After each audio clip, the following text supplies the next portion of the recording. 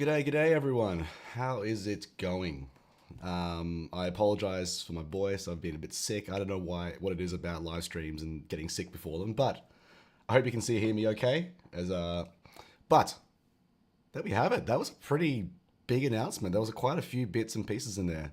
Well, we'll see how long my voice holds up for this, but let's have a chat about it. Good to see a lot of familiar faces. Sorry, I haven't been streaming much, but it's good to be back. It's good to see you all in the chat. Good to see a lot of familiar faces.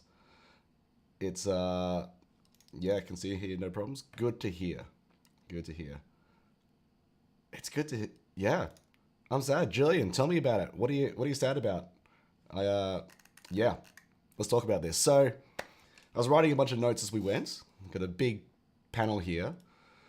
But, 80 by 80 router. I've been asking for this for a long time. We've finally got one.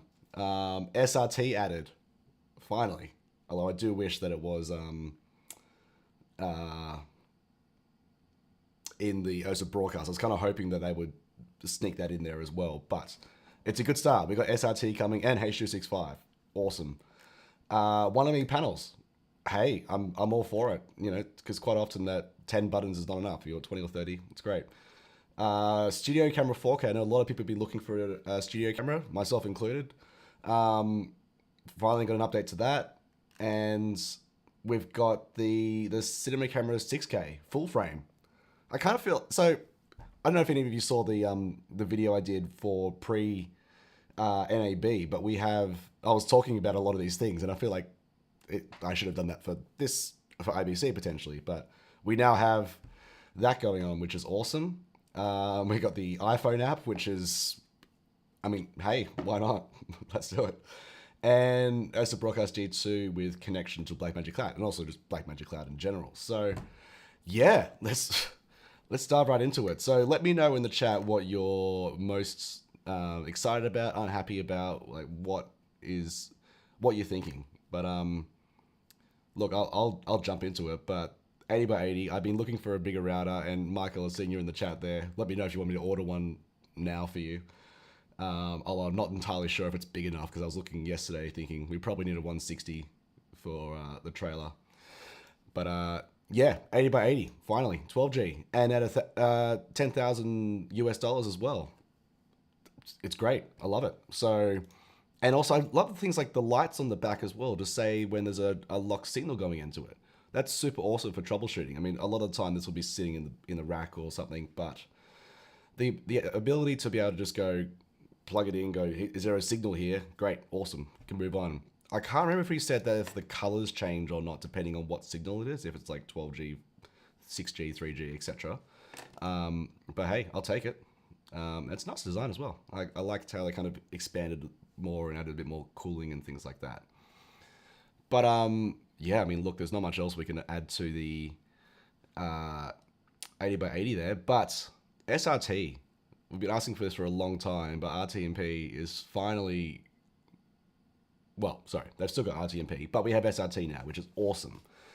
And things like custom URL and H.265. Look, I would love that AV1 as well, but hey, beggars can't be choosers. Let's go. We've got H.265, we've got SRT, and it goes to the streaming bridge as well. Now, I'm really hoping that they do add this to the cameras too, because I feel like having, say, an OSA broadcast streaming to a streaming bridge with SRT would be incredible. Who knows? We'll see what pops up there. But the fact that they were able to put it into existing hardware, to me, shows that this potentially is something that is just firmware updatable on their on those chips.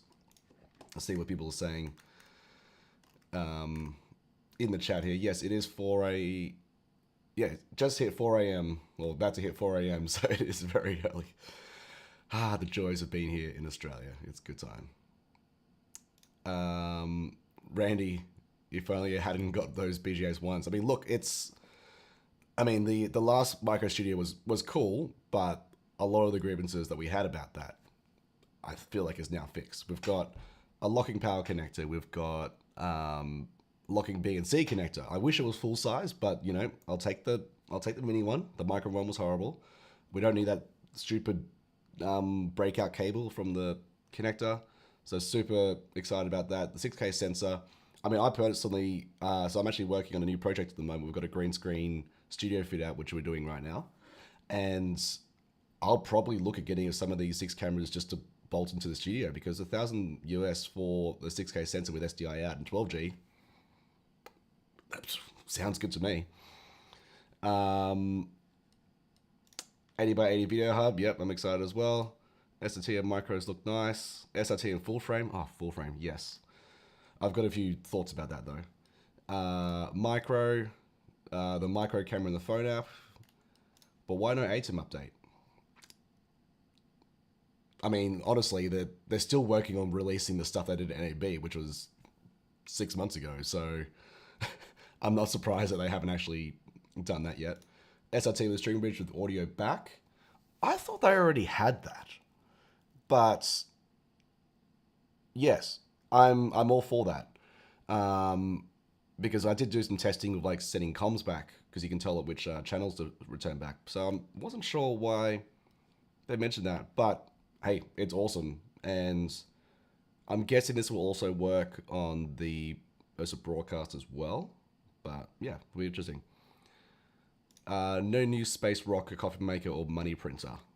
I mean, who knows? NAB 24, maybe, we'll see. Full frame for broadcast, going the field of football. I was really hoping he would say, cool, we've got the, what do they call it?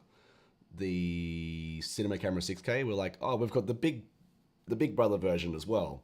But alas, we have not. Who knows? We may see something in the future, but we're on the right track at least. But again, I've got some issues with that. On the camera streaming standard, I do hope that comes out. I do hope that comes out. But again, we're on the right track. This is good. Do you think SRT can be pushed through any IP decoder? Look, I obviously don't know, but historically, the web presenter has worked to any decoder. It's just the web present. The studio. Oh, what's it called? The streaming bridge. That's the one that can only listen to content from Blackmagic products. So there's a good chance that SRT will work. Well, I mean, sorry, he did say that it works to YouTube.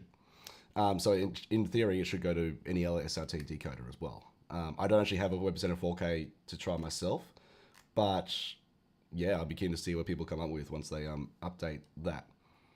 As someone who does audio and video, I'd rather have Dante in an ATEM than SRT. That's fair. That's fair. I would love Dante as well. I don't think it'll ever happen. Purely from a granted, you could have the micro camera like a studio camera with the controls and work with them. I mean, you could, yes. You could put a monitor on top, have the zoom demands. So yeah, if you really want the light camera, totally can.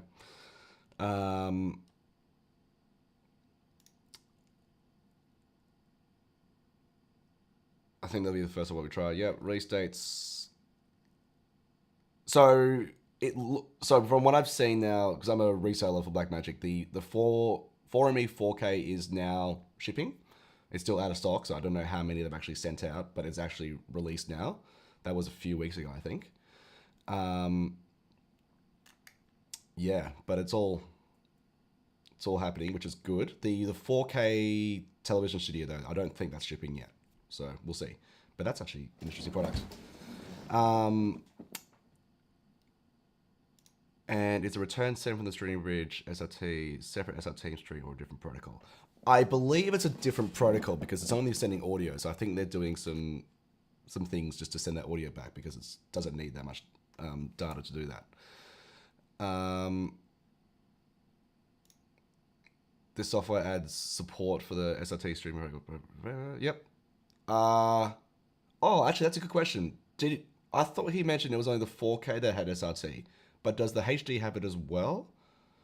We should look into that. I'd be very curious if it is. Yeah, so supposedly YouTube only has a beta at the moment for SRT. I haven't actually looked into that. I wouldn't mind trying that, but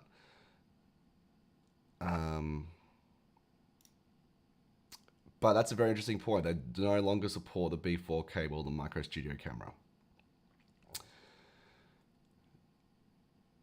Was that just with a weird adapter on the last micro studio camera? I can't remember that. But yeah, that's a very good point that we can't actually go from 230-inch like broadcast lens to that. So we will see how that goes. Okay, hang on. So Streaming Bridge adds support for SRT streaming protocols, talkback, and audio resumes after reconnecting. Okay, there we go. Okay, there we go. So it's H.265 only in the 4K streamer. That makes sense. Cool. All right. Yeah, look. Okay, so I feel like we tapped on the SRT thing, which I'm, yeah, loving that. And talkback option. Let's talk about the 1ME panel. I was kind of hoping when he was talking about new panels that they would basically release what the television studio panel is in a Ethernet control panel, because the television studio panel has actually got some really cool, like that extra screen at the top. It's got some really nice bits in that. But it's a bit sad that we don't have the what's it called? That we don't have that extra. Just don't have a standalone panel version of that for the bigger ATEMs. I would like to see that. Sorry, Robert. I will turn up my gain. How was? Get the mic as close as I can. Sorry. Hopefully those levels are a little bit better. I've just cranked up a little bit. Again, my voice is struggling a little bit, but we'll see how we go. But yes, that would be nice. But hey, the 1ME panel's bigger. Love it. So the studio camera 4K plus G2. I honestly thought that there was a 4K version with SDI, but I haven't actually purchased one myself. So look, it's nice to have. We got 2 SDI versions of the 4K with a micro four thirds mount now. Great, love it. Actually, that's a good point. The micro studio camera is now only the 4K, not the 6K. For some reason I was thinking it was the 6K. But it's still great. It is 12G. DC input, no longer the adapter. Love it. And we can do camera control via HDMI, SDI, or via the network protocol. We have the Cinema 6K. So this is interesting. We've got CF Express. Good. I mean, I hate how we have to keep changing formats. We go from like SD to CF, CFast. Oh, yeah, CFast and all these kind of things. We're going through so many different adapters now, but you know, it is a faster thing. It's only got the single slot though, so it hasn't got redundant or moving to the next card slot. But it's good to see though. L-mount lens. I mean, I personally haven't used any L-mount lenses yet, but the fact that they do have the adapters for EF and PL is great. 4x3 sensor as well. Love it. Being able to do, shooting 4x3 or doing the, what's it called?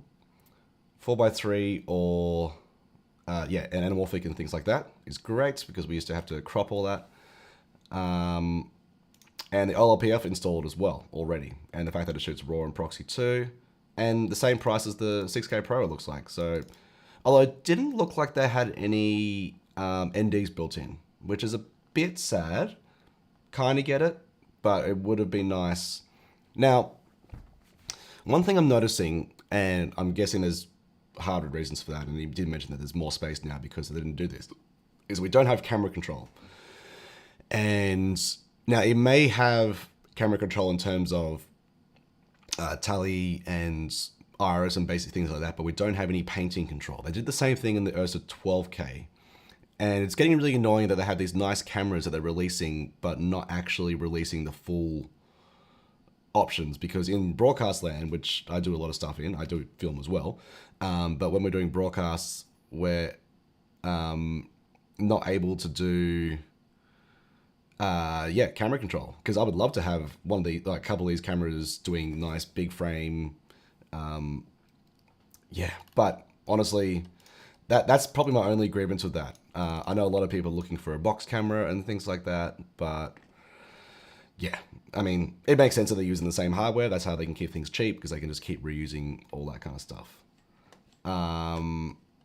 camera control is a firmware issue. Now, he did say that they took that out, like physically took that out and they made space for that for other bits and pieces. So yeah, I don't think that's coming. And the same thing happened with the 12K. So it's annoying, but I get it. But I'm really hoping that they will release a broadcast version of that. And like, I feel like the Ursa Broadcast G2 is good, but I think we still need a new broadcast camera, especially in 8K.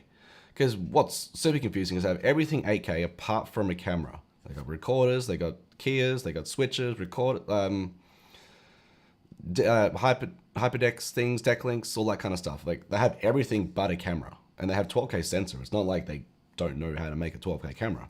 They just got to build a camera with 4 SDIs on the side or some sort of SMPTE or protocol like that. So that would be interesting. So let's see what people are saying here. Form factor or the advanced pedal, who prefers the wide versus narrow? Yeah, I mean, it's a good question to have. I mean, the depth is, because when they released like the 4ME 40 input panel, that was just huge. Like it takes so long to actually reach out and touch the thing, but it's, yeah, that was a big thing. Still needs no control, audio control on the advanced panel. Yes, agreed. That again, that's why I really want the TV8 option with all those little things like camera control and audio control and things like that. I feel like it should be able to do that, but we'll see what that comes to. The new 20 button is awesome for the Constellation HD. I hate switching levels. Yep. I mean, no one wants to have to go through the shift key. Love the switch to L-mount lenses. Yeah, look, I mean, a lot of people are. I honestly, I'm still using EF and PL and B4. I'm a bit old school like that, but hey, the fact that I still got the adapters though, that's great. I'm enjoying that. Open gate, yep, love it. Just got here, welcome. 11 debrief, excellent. It's not in the name Cine, and not broadcast. Why can't I? Yeah, look, it's, for me, it's more the fact that they had the option, but they just took it out. So I feel like that's, yeah. But again, they may use that sensor and put it in a different camera. I'll be all for that. Especially like a micro camera or a like an Ursa style camera. That'd be awesome. Interesting to see how it fares with new internals and heat and things like that. Yeah, that's definitely a thing. They do obviously have the fans. I don't understand why a lot of cameras have the air coming from the top and then back down the bottom. I feel like hot air rises. I don't know why. I'm sure there's a reason for it, but I feel like a lot of cameras are doing that these days. Should be some sort of external panel for audio done. Yeah, no, I agree. Now, does one of the Fairlight panels, I feel like there's a 12 fader version. Does that work with ATEM or is it only with Resolve? But let's jump into the site and see if they've, there's always little things that they've added. So we can check out the camera. I mean, we got the app there. I mean, let me know what you think about the app. Like, hey, I'm all for a recorder. The fact that you can shoot like ProRes and things like that, that's cool. But we can jump later into the whole cloud workflow, Micro Studio, G2 Plus, these bits. So let's see what we've got here.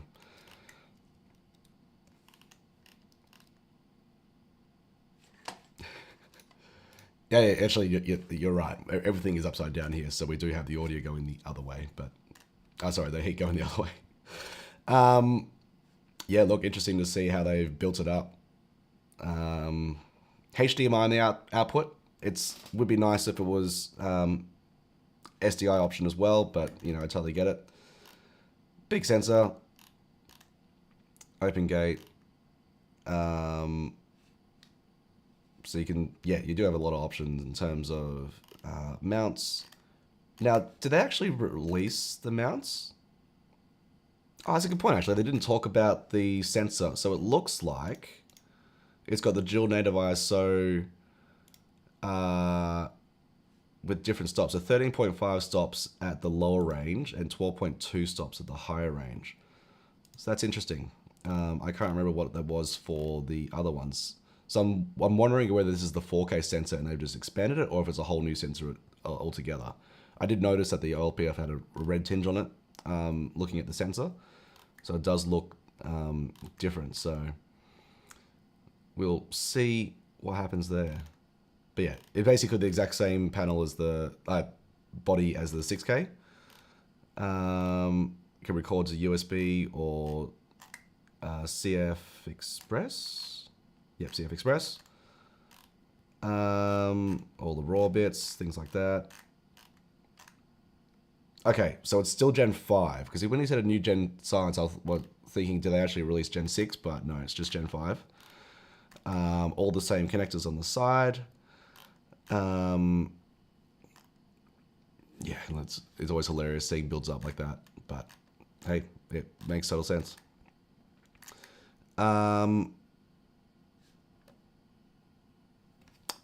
Interesting. So we have things like... That's an interesting workflow. Is say if you're shooting in a studio or something and you want to just be able to pull the files off the camera via network, it looks like you could do that. That is extremely interesting.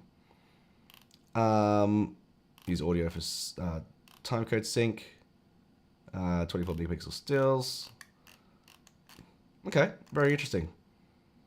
Using the MP4 same batteries as well. I'm curious to see how long that actually lasts. Accessories. Right, okay. So I was under the impression they made the L-mount adapters, but it looks like they're just using off-the-shelf ones.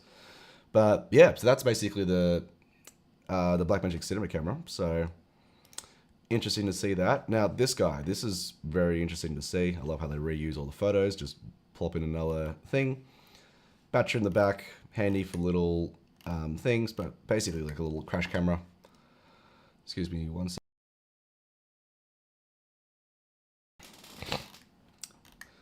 Apologies. See how the voice goes. But yeah, look, I'm super excited about this. I do wish it was a 6K version with like EF mount. That would be nice. But hey, it is good to see. It's well overdue, and it will match up with the Ursa broadcast and things like that. I've done a lot of times where I have like Ursa broadcast with the micros on top, so you can have for live events you can have a close up on the Ursa broadcast, but then the long shot on the micro. So it's actually nice to see a updated version of that. Let's see what people are saying. No ATEM control panel in the Fairlight. Okay, interesting. I thought they would have potentially done that. The concept of the app is cool, but I would take in a $500 camera. Look, they may get down that low, but I just don't know if it'll ever happen. I was curious whether they were actually going to release Blackmagic RAW for the iPhone. So I feel like they probably could do it, but I didn't see that. But there was ProRes there, which is nice.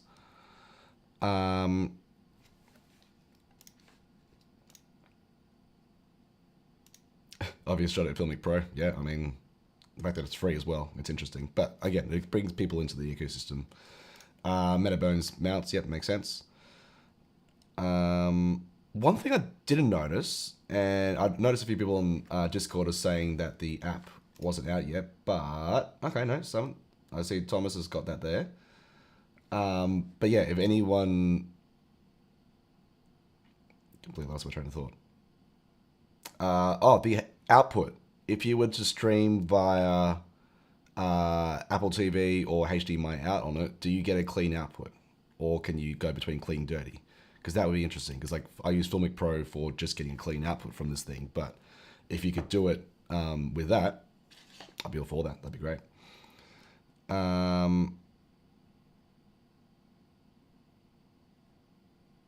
USB-C is like a hub, multifunctionality. Yep, look, I mean, you can put a hub in there and do all those kind of things, which is great. Seems like they're being more cautious with new products. Let people see what they do and then add more features later.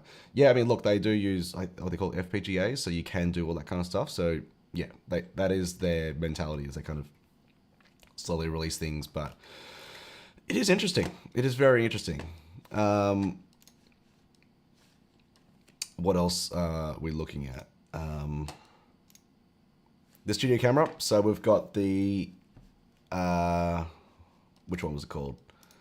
The new 4K plus G2. Now, one thing I did notice is it's just SDI. It doesn't have a few things like the Ethernet. It doesn't have everything over the Ethernet port. Only got the DC barrel jack, not 4-pin XLR. But again, it's all things just to keep prices down. So 1345, it's not bad. And obviously got all the panels now. A lot of different panels now. Gosh, that's a huge lineup there. But yeah, it's interesting to see like the size difference between the two different things. Is it the same? Oh, that has not lined up. Okay, but yeah, it looks like it's all the same width. Having all the extra screens is nice as well. Video hub, we've got the new big boy. So yeah, I wonder if that's actually cooling in the front there, like sucking air in from the front. I really hope that is, because those things get very hot, and I'm expecting that an 80 by 80 is going to get pretty hot. There's a lot of data being thrown through there. So yeah. Now, one thing I do like to look into is all the new updates and see if there's any sort of... Okay, no, there's no updates yet. Interesting. So they may still be releasing that. I mean, it only happened an hour ago, so potentially we've got that. But let's jump back in the chat and see what people are saying. Apple takes time to validate apps. Yep. I'm surprised that they actually can time it in that way, but I know they've got a good relationship with Apple, so that will definitely help. App just launched, takes 5 minutes ago, but now it's up. Interesting. At the at the unreasonable price of free. I know, absolutely unreasonable. Actually, it's a good point. I did see people saying SRT in the app would have been very cool, and actually streaming to Streaming Bridge. That would be very cool. Hello all. 4-pin XLR on the Pro model. Now, is that... Okay, sorry. So this is a 4K Pro. Right, so the 4K Plus just added free SDI. Interesting. Okay, there you go. So many advanced panels. You can load LUTs in the camera app. That's cool. I mean, yeah, if you're shooting, if you have like a particular look you want, or you just want to be able to shoot straight to whatever without having to go through some sort of grading, that's very cool. Sean just got here. Update to the Stream Bridge is nice. Would have been nice if they opened up the RTMP. Yes. Also, I can understand why they don't. One sec. But at the same time, because yeah, if they have to support that, then they'll have to support all range of RTMP encoders, which is going to get messy because there's so many different types. Even has HDMI and clean feed. Okay, so you've just tested that. Great, good to know. SRT is both on the HD and the 4K. Great, love that. And the new iPhone 15 connecting an actual HDMI would be a little cleaner. Yeah, totally. I mean, I personally am a bit annoyed about going to USB-C because my wife and I, we kind of do phones opposing years, and we've got CarPlay in the car, so we're going to have to get like 2 cables, one Lightning and one USB-C to the car. I know it's a total first world problem, but hey, it's a step in the right direction for sure. Yeah, so I mean that's a lot of what's happened there. So Blackmagic Cloud, I'm very interested to see how that looks. I don't know if we've got any pricing yet. Oh, here we go. That just came up. That wasn't there before. Let's look together and see what they have, because they didn't say any prices. Okay, so you can get 2 gigs free. Like I said, there is a free option. 500 gigs. I'm guessing this is all monthly. This is Australian dollars, which is worth just about nothing, but so 30 for 500 gig, 120 for 2 terabyte, 300 for 5 terabyte, 480, 8 terabyte, 1200, 30 terabyte, 80 terabyte, 1 petabyte, $60,000. Yeah, wow. That's I mean, it's cool that they have a petabyte option, but that is a lot of money. We're in the process now because we run Dropbox for all of our data at the office, but they've just stopped doing unlimited data, so that's going to be something very interesting there. So yeah, we're trying to figure out where we put all our data now because we've got 150 terabytes worth of data in the cloud. So yeah, let's see how that goes. And USB-C connection makes recording high video quality videos easy too. Yeah. Because yeah, I believe you can actually record straight to a USB drive. Now that may that's just going to be on the iPhone 15, but very nice to have if you just want to shoot on a phone and have a SSD attached to it, just like on the like they did in the Apple announcement. That will be very cool. You can throw that off, which will have your masters on there, but obviously you can sync to the cloud for that. Now, it would be nice if they had the option to be able to sync with things like Dropbox or Google Drive as well. Obviously, I get why they're trying to push their platform, but kind of makes their announcement in Apple's sort of times. I know they do have a good relationship with each other, so it wouldn't surprise me if this is all kind of interlinked a little bit as well.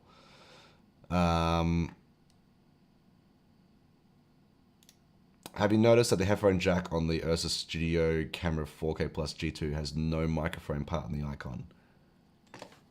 That's a very good point. Let's have a look at that and see if we can see anything in the manual about that. So the Plus G2, do they say anything about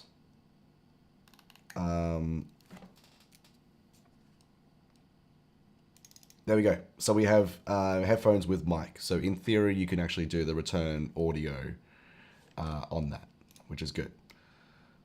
Really have to know what company is paying for the 1 petabyte option. Yeah. Definitely not mine.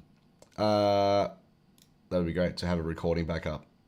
On which bit? Sorry, which bit are you talking about there? Yeah, so it looks like we do have intercom on that camera, which is good.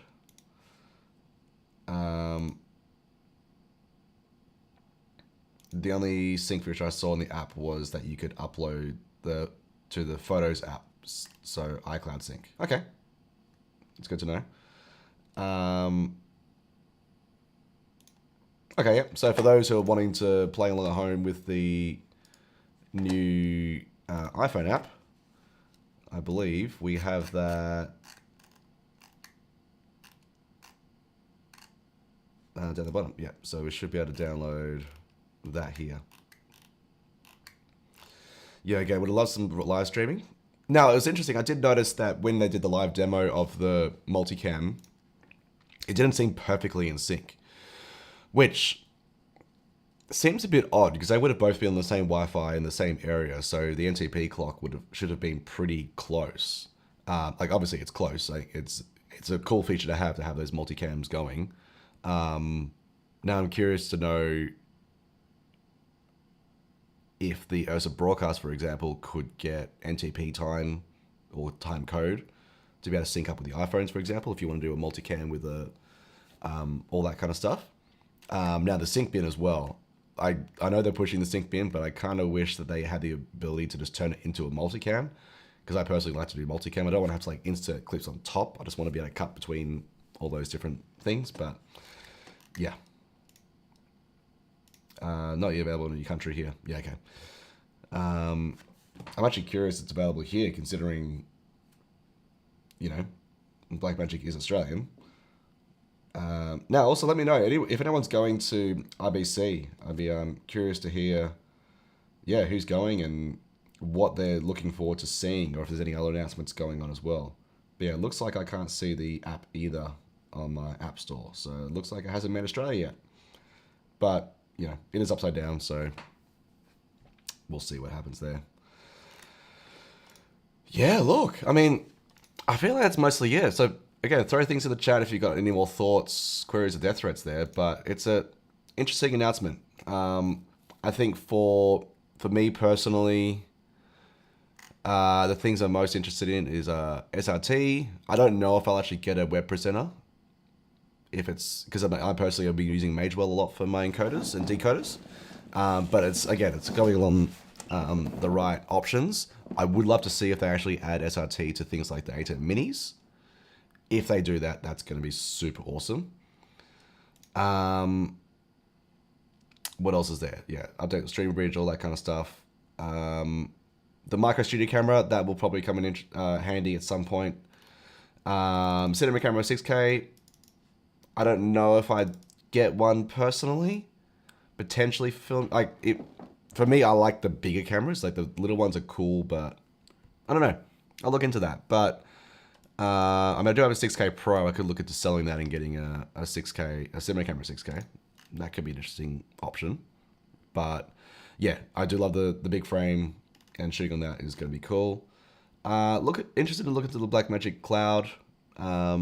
But yeah, it doesn't look super cheap. But the fact that you do have free for 2 gigs, for the occasional gig where you just need to get something from a phone or a thing quickly, because in theory, as annoying as it would be, you can make multiple accounts and just go, hey, just send me those files quickly. That would be very cool. And the OSA Broadcast G2, again, looking interesting with the proxies and sync going on there. Especially for NG style crew, that's going to be great so that they can send things back to the office straight away. And the H.264 or whatever the proxies are, it's probably going to be fine for a bunch of news style things anyway. So it's kind of like a straight to cloud system there. Because I know that they kind of hinted about that is, well, yeah, I guess this is their push to camera to cloud now. Because they do have cloud, they do have the cameras that can encode that, they can do the proxies on board. So, and they talked about putting that in the cinema cameras. So we'll see what happens there. I wouldn't trade internal NDs for full frame. Oh, totally. I would totally want to keep the full frame because yeah, it's probably just a size thing because they can't physically fit a full thing up and down on the full frame sensor.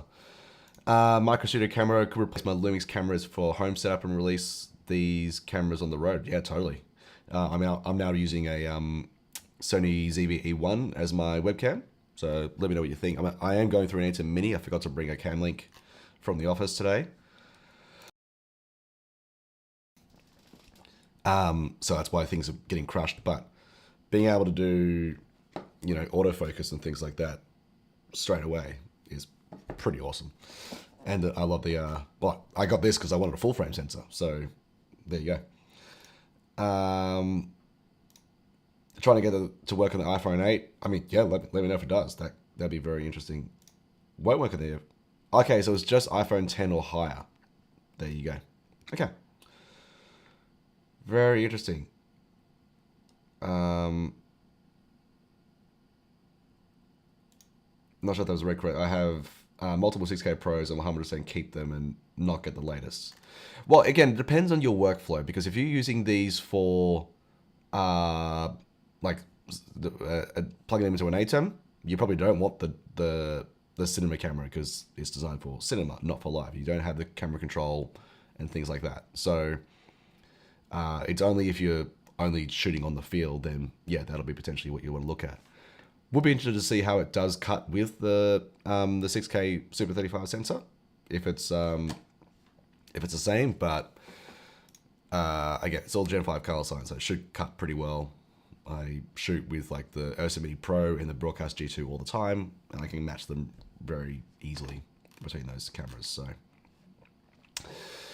and look, I feel like with that, my voice is struggling here, so I'm going to try and rest that. But it is so good to see you all and chat again. So yeah, video I'm working on now, well actually a project we're working on now is working with the Ultimate 4K. So I bought myself an Ultimate 4K. I've been watching the guys at Socially You, and they've been doing some really cool stuff. I'm actually heading there in a few weeks to go visit them. But we've got a green screen studio being fitted out in our office currently. We've got like the full cyc wall. That's hopefully done by Monday because we're shooting with it on Tuesday. what could possibly go wrong. But we're basically using an Ursa Broadcast G2 4K into that. So that's going to be a lot of fun. We did a test the other day, and that came out really well. I'm actually very impressed because I've always been a bit iffy when it comes to green screen, but the fact that it just works, I was like, okay, that's pretty good. That's pretty good. Yeah, so we've got like a GoPro there recording, so we'll get time lapse of it being built, and we'll show you how we've done it. And yeah, we'll hopefully have a video for that for you soon. But I appreciate you all. Appreciate you all being here. NT, always good to see you as well. Thank you. Hopefully I get well soon.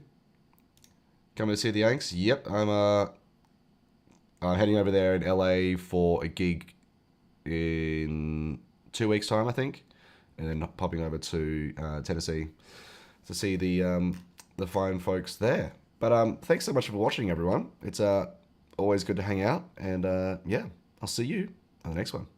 Cheers.